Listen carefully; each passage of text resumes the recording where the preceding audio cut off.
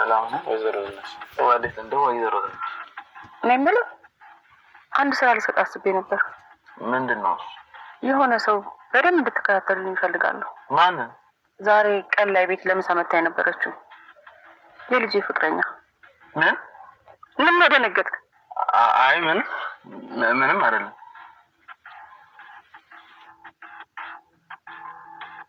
በእርግጥ ይሄን ስራ ሌላ ሰው እንዲሰራልኝ ማድረግ እችል ነበር፣ ግን ደግሞ አንተን ሳይ ቀልጠፍ ነቃ ያልክ ትመስላለህ። ምናልባት ግን ልጅቷ እንዴት ልታገኛት እንደምትችል አላውቅም። ችግር የለም አገኛታለሁ። ማለት ያው በናሁን በኩል መጀመሪያ ያው የሚዝናኑበትን ቦታ አጣራለሁ። እርግጠኛ ነኝ ለዚህ ስራ ትክክለኛ ሰው ነው የመረጥኩት። አሁን ወደ ድርጅቱ ውሰደኝ።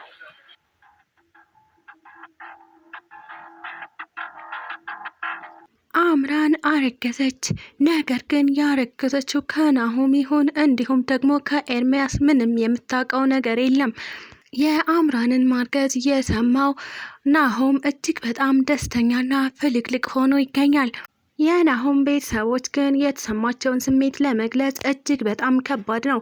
ሰላም ውድና የተከበራችሁ የዩቲዩብ ቤተሰቦቼ እንዴት ናችሁ? ደህና ናችሁ? እኔ እግዚአብሔር ይመስገን በጣም ደህና ነኝ።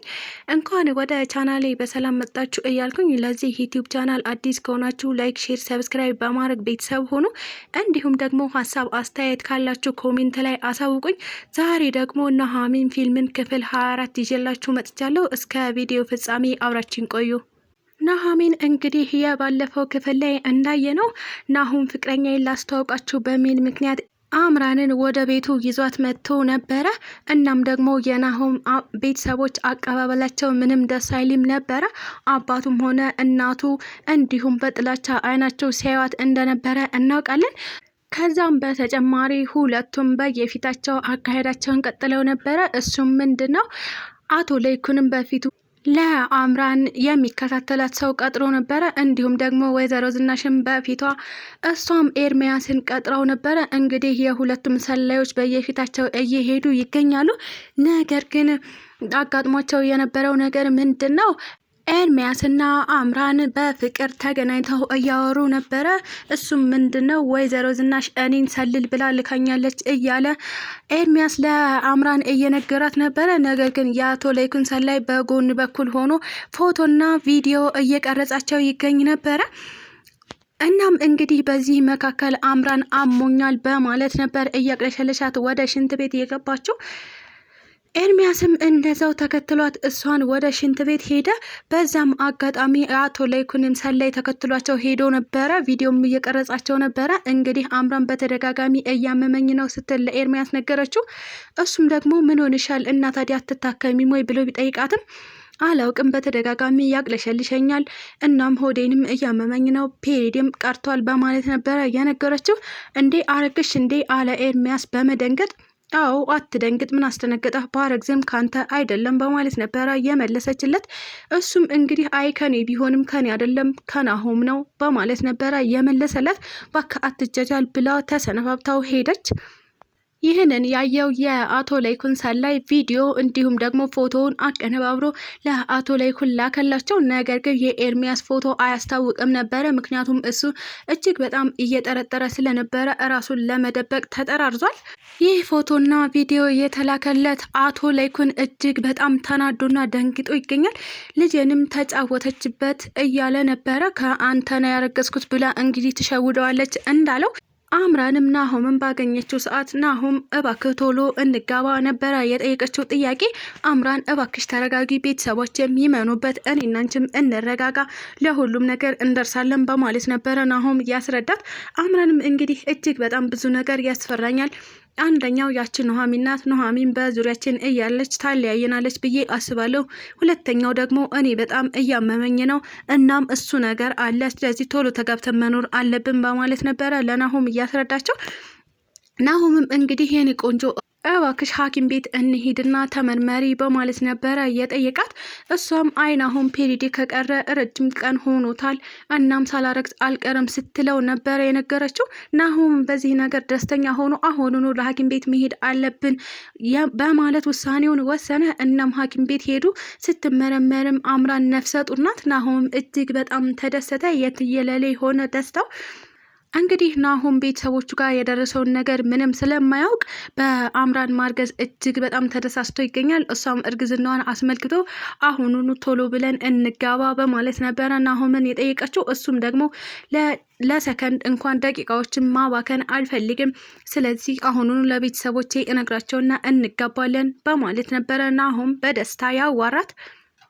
በሌላ በኩል ደግሞ ኑሐሚን ናት። ኑሐሚን እንግዲህ የአባቷ ከሆስፒታል መውጣት እጅግ በጣም ደስ ብሏት ይገኛል። አባቷም ሕክምናውን አገር ውስጥ እንደሚያደርግና ሁሉም ነገር ሀገር ውስጥ እንደሚያልቅ ተነግሮታል። ኑሐሚንም በዚህ ነገር እጅግ በጣም ደስተኛ ሆናለች። እያለፈች ያለችው መንገድ በጣም ከባድና እጅግ አስከፊ ቢሆንም ነገር ግን የአባቷ ወደ ጤንነቱ መመለስ እጅግ በጣም አስደስቷታል። ለአባቷ ስትል እየከፈለችው ያለችው ዋጋ በጣም አስደስቷታል ማለት ነው። ምክንያቱም ፍሬው ጣፋጭ ሆኖላታል። ነገር ግን አሁን ላይ ወደ ቤት ከተመለሰ በኋላ ወይዘሮ ዝናሽ ቤቴን የአረጋውያን ምርጫ አደረገ ወይ እያለች እየተርኮመኮመች ትገኛለች። እንግዲህ ወይዘሮ ዝናሽን አይ እንደዚህ አትበይኝ፣ ከፈለገሽ ቤትሽን ለቅቄልሽ እሄዳለሁ በማለት ነበረ የኑሐሚን አባት ያስረዷት። እናም ቤት እግዚአብሔር ነው፣ እንደዚህ አትበይ እባክሽ እንወጣልሻለን በማለት ነበረ እንግዲህ ውስጣቸው ተቀይመው የነገሯት።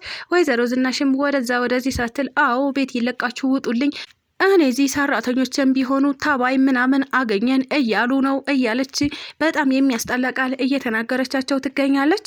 ይህንን የሰማቸው ኑሐሚንም ይችን ሴትዮ ከአቅሜ በላይ እየሆነችብኝ ነው፣ እናም ትዕግስቴን እየተፈታተነችው ነው፣ ከዚህ ቤት መውጣት አልፈልግም፣ ከዚህ ቤት መውጣት የማልፈልገውም የራሴ የሆነ እቅድ ስላለኝ ነው በማለት ነበረ አባቷን በትዕግስት እንዲኖሩ የጠየቀችው።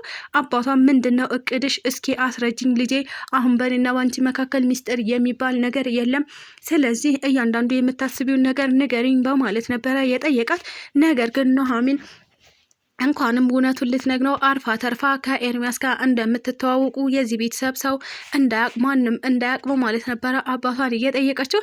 ነገር ግን አቶ ተሰማ ምንድን ነው ልጄ ምክንያትሽ ይህንን መደበቅ የፈለግሽው ለምንድን ነው ቢለው ቢጠይቋትም ኑሐሚን ግን እውነቱን ለመናገር ፍቃደኛ አልሆነችም። ምክንያቱም እሷ እዚህ ቤት የቆየሁት ኤሚንና ናሆምን ለመርዳት ወይም ደግሞ እነሱን ከአደጋ ለመጠበቅ ነው ብላ ታስባለች። ለኤርሚያስም እንዲሁ ከአባዬ ጋር እንደምትታወቅ የዚህ ቤተሰብ ሰው እንዳያቅ በማለት አስጠንቅቀዋለች። ኤርሚያስም ለምን እንዳያውቅ ፈለግሽ? ነገር ግን እሺ ችግር የለውም በማለት ተስማምቷል። ወይዘሮ ዝናሽም ልጄ ኤሚ የት ሄደች በማለት ነበረ ናሆምን ያፋጠጠችው። ናሆምም እንግዲህ ከጓደኞቿ ጋር ወጣ ብላለች በማለት ነበር እየመለሰላት። ነገር ግን እሷ ኤሚ ስትወጣ እኮ አብረህ መውጣት ነበረብህ፣ ምክንያቱም ሹፌሯ አንተነህ፣ ለብቻው መልቀቅ አልነበረብህም እያለች አፋጠዋለች። ናሆምም አይ እዚህ ቅርብ ነው የወጣችው፣ እናም አንተ አታስፈልገኝም፣ ከጓደኞች ጋር መሄድ እችላለሁ ብለኝ ነው ብሎ ማስተባበል እየሞከረ ነው። ነገር ግን ወይዘሮ ዝናሽ በቀላል የምትፋታው አትመስልም። ምክንያቱም ኤርሚያስ ግዴታውን እየተወጣ እንዳልሆነ ነው የገባት። ይህ በእንዲህ እያለ እንግዲህ በሆነ አጋጣሚ ቪዲዮ ላይ የነበረው ኤርሚያስ እንደሆነ ሲያውቁ ቤተሰቡ ምን ሊል እንደሚችልና እዛ ቤት ውስጥ ምን ሊፈጠር እንደሚችል መገመት እጅግ በጣም ከባድ ነው። ምክንያቱም አምራን ያረገዘችው ከኤርሚያስ እንደሆነ ሲያውቁ እናም ደግሞ የናሆም ፍቅረኛ ነኝ እያለች ናሆምን እያጃጃለችው መሆኑን ሲያውቁ ምን ሊያደርጉ እንደሚችሉ መገመት እጅግ በጣም ከባድ ነው። ኤርሚያስንም ከስራው ያባረሩት ይሆን ወይስ ደግሞ እነሱ ይህንን ሚስጥር ሳያውቁ እዛው በስራው ይቀጥል ይሆን? እናም ደግሞ ከሌላ ሰው ጋር እያወራች እንደሆነ አምራን ይገምቱ ይሆን? እሱም በቀጣይ ቪዲዮ የምናየው ይሆናል። ስለተከታተላችሁኝ እጅግ አድርጌ አመሰግናለሁ። ለዚህ ዩቲዩብ ቻናል ደግሞ አዲስ ከሆናችሁ ላይክ፣ ሼር፣ ሰብስክራይብ በማድረግ ቤተሰብ ሁኑ። እንዲሁም ሀሳብ አስተያየት ካላችሁ ኮሜንት ላይ አሳውቁኝ። ኢትዮጵያ ለዘላለም ትኑር እያልኩ ሰነበታችኋለሁ።